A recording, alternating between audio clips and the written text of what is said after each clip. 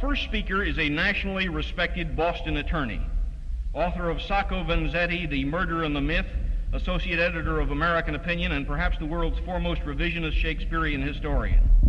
In fact, there are only two things I know about him which are suspect. These are, one, that he permits himself to remain one of your editor's dearest friends, and two, that he is a known member of the Harvard Faculty Club. Ladies and gentlemen, Mr. Robert H. Montgomery.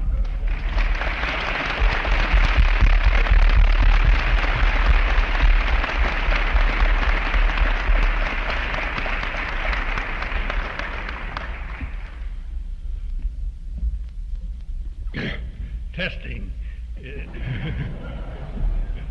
Is this microphone high enough and loud enough?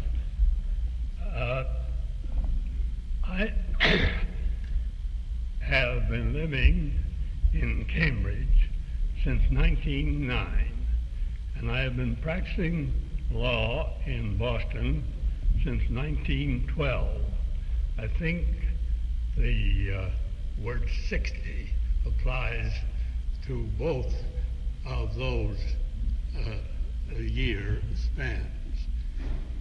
During that time, I have watched the great city of Boston from the time of its greatness until it has become what it is today in the time of its decline and decivilization. What happened to us? 60 years ago, there were in Boston great citizens, both in the superior classes and particularly in the middle classes. In the superior classes, men noted for their talents, their learning, their wealth, had built a beautiful city, well managed and dedicated to all kinds of culture and civilization and progress of the right kind. In the south end of Silas Lapham, in the back bay of the Chippendales, on Beacon Hill, where the autograph of the breakfast table presided, they had built rows of stately homes along tree-lined trees, rivaling in beauty and charm the great streets of Europe. That glory has long since passed. We still have in our community men of learning, men of talent, and men of wealth, but we do not have that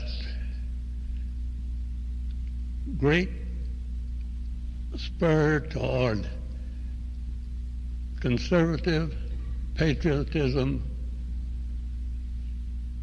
that we are meeting here to rally for. We have, worst of all, caused our forgotten men, in the words of William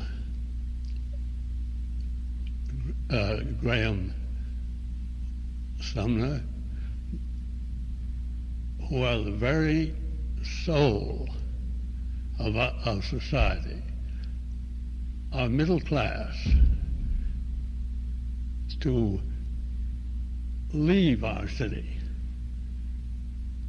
because they could not live in it when we had demoralized by an insane welfare system many of the poor, and if you like it, many of the socially deprived, but by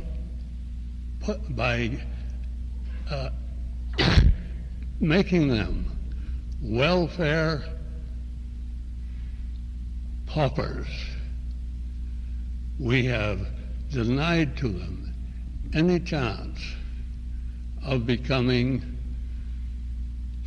really good citizens and any chance of allowing others to become good citizens who fall under the malign influence of their degradation. We have also destroyed our public schools by an insane racial imbalance law, which would make us, make us like Washington with D.C., or like many other cities, all black or all white, with the whites getting out of the city as fast as they can. Now, this is a thing that no Bostonian likes to speak about. Many times when I was living, many times during my lifetime, while Boston was still a city to be proud of, I've greeted conventions in my capacity, sometimes as an officer of a bar association or an officer of a patriotic society or otherwise, and it has always been a great honor or great to speak with pride of the city that I was welcoming them to it. And that is gone now. You don't need to know how bad things are here. All you have to do is to stroll in our streets and see how beauty has been succeeded by ugliness, and how a peaceful and orderly city has become a ferocious jungle where life is not safe and where we can look forward to nothing except constant strife. Yet there is something left of Boston. There are still the remains of our heritage. There are still much of beauty, a great deal of it, in fact, everywhere. And perhaps there is hope.